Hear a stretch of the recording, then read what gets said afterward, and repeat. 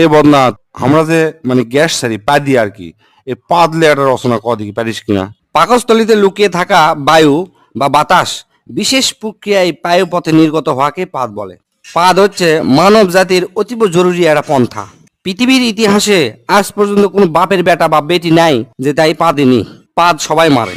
যুক্তরাষ্ট্রের প্রেসিডেন্ট থেকে শুরু করে রানী এলিজাবেথ, বিখ্যাত নায়িকা শাহরুখ খান, সালমান খান, টম ক্রুজ থেকে শুরু করে সোগলি, অ্যাঞ্জেলিনা জোলি, কি কমো সোগলি পাদ দেয়।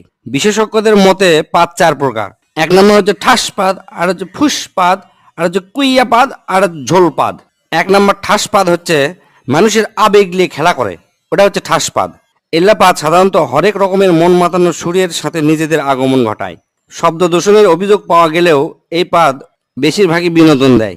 জোরে জোরে পাদের শব্দ শুনে মানুষজন হাসাহাসি করে, ই অক দোষ দেয়, উই অক দোষ দেয়, সেজন্য চরম একটা মজা হয়। দুই নম্বর হচ্ছে ফুসপাদ। এ পাদ নিজেকে মুক্ত করার জন্য পায়ে পতত আসে আকুপাকু করে, তারপর শব্দ ছাড়া ফুস করে বের হয়, একই হচ্ছে ফুসপাদ বলে।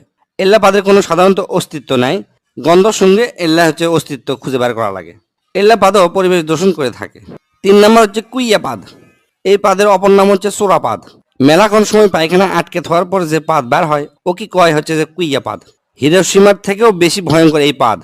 মানুষের ভিড়ের মধ্যে যদি এই পাদ বের হয় আর যদি বুঝবার পারে কে মারছে, তাহলে মনে করেন যে ওই লোকের সেই খবর হয়ে যাবে। আর এই পাদ যদি কড়াইত ভাজা হয় তাহলে মোটামুটি কেজি খানিক গু বাড়াবে। এক কথায় পায়খানার পরিবর্তে এই পাদ মারা হয়, মারলে মিচ্ছানা বেশিক্ষণ টিকে থাকা যায়। চার নাম্বার এবং শেষ হচ্ছে ঝোল পাদ। সাধারণত মানুষের ডায়রিয়া বা পাতলা পায়খানা হলে এই পাদ হয়। চলাফেরা করার সময় এই পাদ দেওয়া মিচ্ছানা ঝুঁকিপূর্ণ। মিচ্ছানা নয়, ভালোই ঝুঁকিপূর্ণ। রিক্স নিয়ে পুক করে পাদ মারবেন, মনে হবে যে পাদই মারমো, কিন্তু তা নয়, পাদের সাথে ঝোল বের হয়া প্যান্ট ট্যান্ট সব হলুদ হয়ে যাবে। এই পাদের শব্দ সাধারণত ফ্যার ফ্যার ভ্যার ভ্যার। এক কথায় মানব জীবনে পাদের গুরুত্ব অপরিসীম। পাদ যদি মানুষ না দিবার পারল নি, তাহলে মানুষের পেটের মধ্যে মিথেন গ্যাস জমা হয়ে গেল নি, এক সময় মানুষ মহাশূন্যে উড়ে চলে গেল হয়নি। এই পাদের আর একটা সমস্যা আছে, সেটা হচ্ছে কি পাদ মারলেও বোঝা যায় না যে এর সাথে ঝোল বাড়ালো কিনা। মানুষকে আবার জিজ্ঞেস করা লাগে, আচ্ছা ভাই পাদের কি ঝোল হয়? তাই যদি কয় হ ঝোল হয়, তখন তাই মনে করবি আমি মনে হয় হাগিয়ে ফেলে দিছি। আবার মনে করেন যে হাঁটতে হাঁটতে চিন্তা করছেন যে পিছন দিকে ঠান্ডা লাগিচ্ছে বা প্যান্টটা ভিজে গেছে, তখন মনে করবেন যে এই পাদের থেকে ঝোল বাড়াছে। এই চার প্রকার পাদের মধ্যে প্রথম দুটো একটু আরামদায়ক, মানে দেওয়ার পরে শান্তি পাওয়া যায়, কিন্তু পরের দুটো হচ্ছে যে খুবই সাংঘাতিক। তাই যাই যেটি থাকেন বুঝে শুনে পাতবেন, পাতলে পেট ক্লিয়ার হয়, পেটের গ্যাস বের হয়ে যায়, খুবই আরামদায়ক একটা জিনিস।